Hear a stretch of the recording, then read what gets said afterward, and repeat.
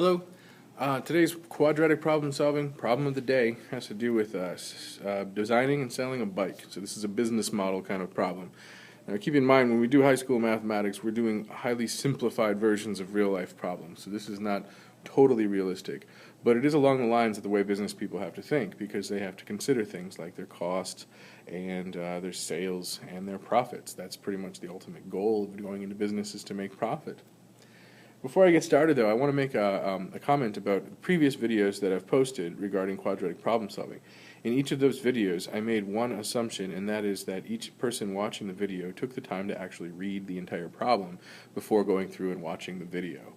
Understand that if you don't read carefully the problem, start to finish, and understand what's given and what's being asked, then it's not going to make any sense what I do in the video. It's just going to be like really bad entertainment, basically.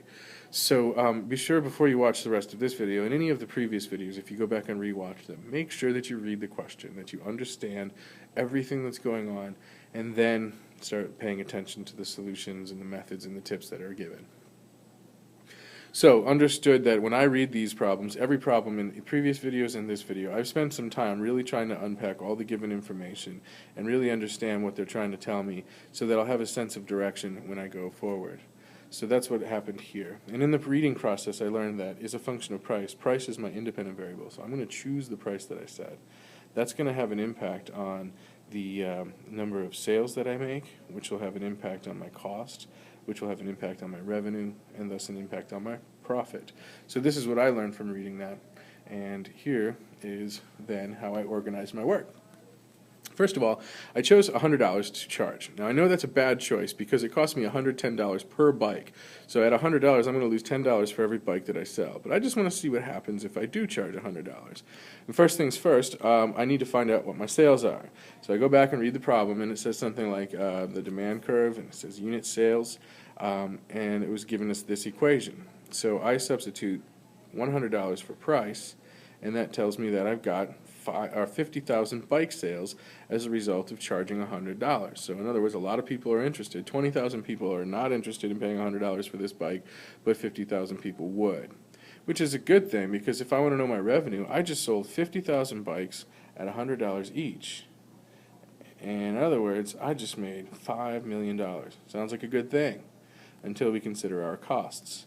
The cost for making 50,000 bikes is $110 for each of those 50,000 bikes.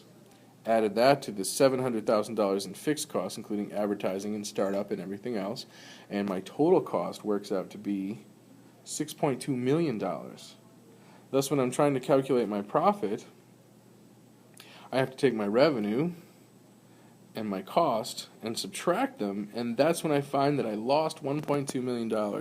I better charge more than $100 if I expect to stay in business for very long.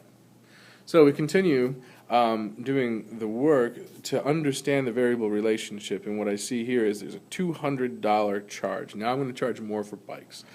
So presumptively, I'm going to sell fewer bikes at that price. However, I'll be charging a lot more. I'll be making $90 per bike, so that's a good thing.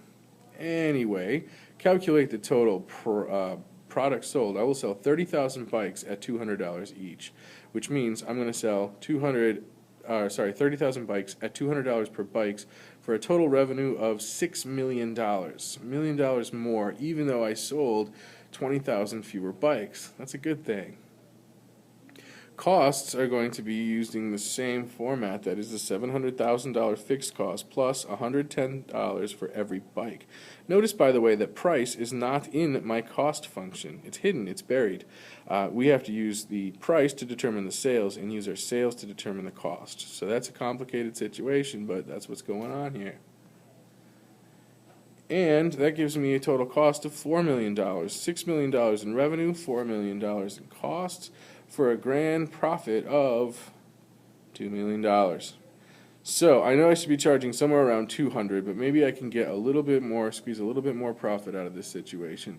And that's where generalizing comes into play. You see, if I set the price at P dollars, I could treat it like I treated 100 and like I treated 200. I just do the same math with the letter P instead of the number 100 or the number 200. So I continue. Well, there's my sales figures. How many bikes will I sell?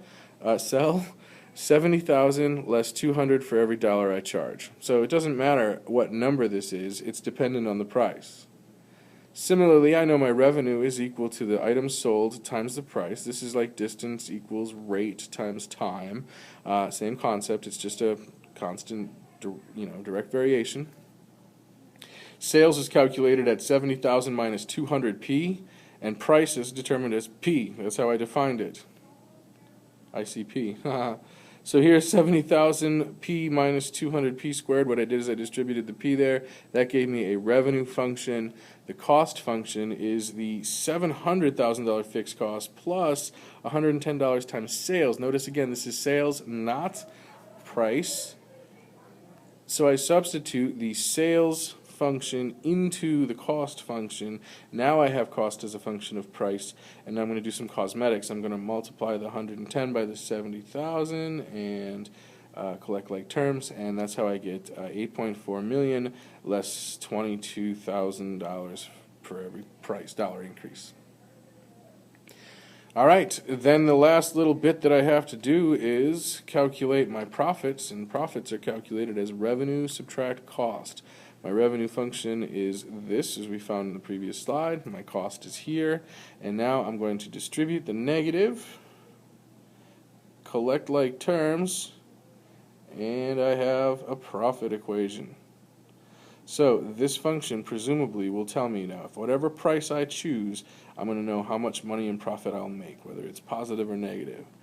In the previous work, I found that when, this is P of P, not P of X, I found that when I charged $100, I lost 1.2 mil. So if my equation is right, and I did my algebra right, I should be able to put 100 in here and get 1.2 million loss. And if you follow my work, you'll see it is absolutely correct. So that gives me faith that my equation is probably correct. And then all I have to do is maximize the profit. That's the opposite of B over 2A. That gives us a grand total of 920 over 4, which is $230. I should sell the bikes for $230, and in so doing, I will make more than my $2 million profit from before. I'll make almost $2.2 million from the sale of bikes at $230. Now, the equation was right, I know that, so I'm going to verify that I calculated for max profit correctly by going to a graphing calculator, and this is a transformation or translation of what I saw in my calculator. I labeled some key points, I labeled the axes, I labeled the vertex, which was the point of the whole process, and there it is, start to finish. So please remember, when you're doing the work, you got to read the problem first. Figure out what your variables are, because once you figure out your variables, you'll be able to basically organize and discover the relationship between the variables by using this concept that used to be known as common sense. So, go with what you know, and have a great day. Bye-bye.